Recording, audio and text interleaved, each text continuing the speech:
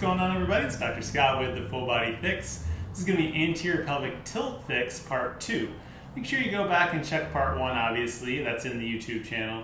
And that'll help get you the most important part, in my opinion, which is stabilizing the lower abs as well as activating the glutes. Today, though, the second part, we're going to focus on lengthening those tight low back muscles because, again, in anterior pelvic tilt, remember, we're in this hyperlordotic position here, which is going to obviously be short muscles in the low back.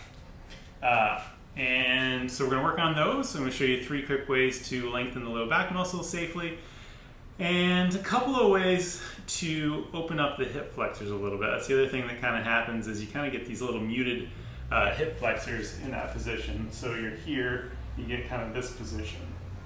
So step 1. Low back muscles, and the big thing here again, we're looking for cueing. So I'm going to do angry cat rocks. So a lot of you guys, if you do yoga, know cat camel here, but we don't want to do this position. We want to just rock from neutral and feel where the pelvis is. So I want to start a little bit neutral and then actually rock into posterior pelvic tilt, which is this way, as I roll up into that cat position. I'm going to come back to neutral, feel again that rock position, rock into posterior pelvic tilt, and then up into cat again. It's going to elongate that low back as much as we can. Really safe position. And we're just going to rock through that, exhaling on each one 20 times.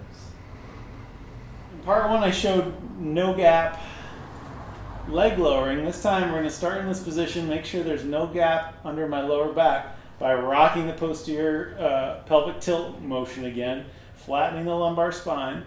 And then as I do that, all I'm going to do is bring one of my legs up into my chest, holding that position for just a few seconds, relaxing, and then repeating on the opposite side.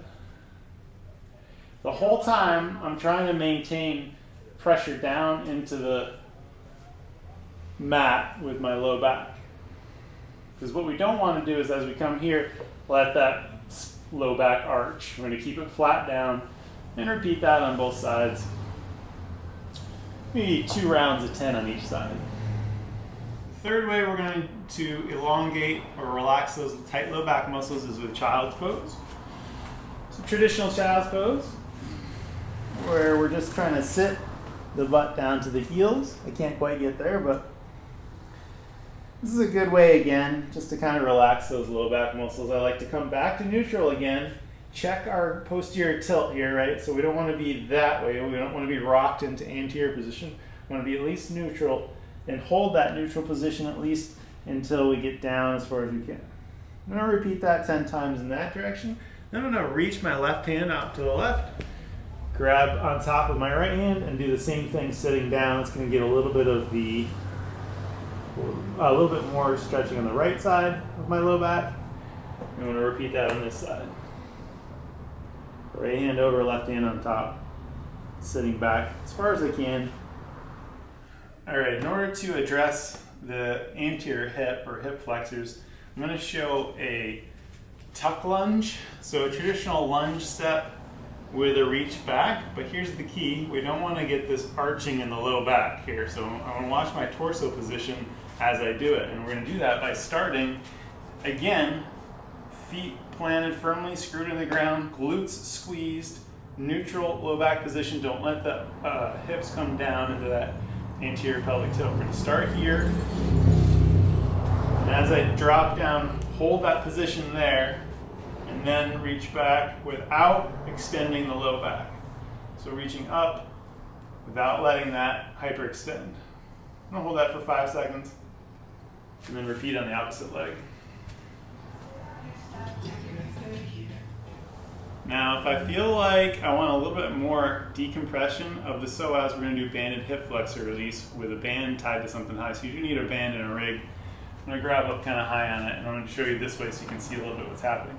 Again, I'm going to tuck, just like I was before, squeezing the glute into a little bit of that posterior pelvic tilt, and then dropping down into that banded lunge. That's gonna pull me backward a little bit, so be careful with that.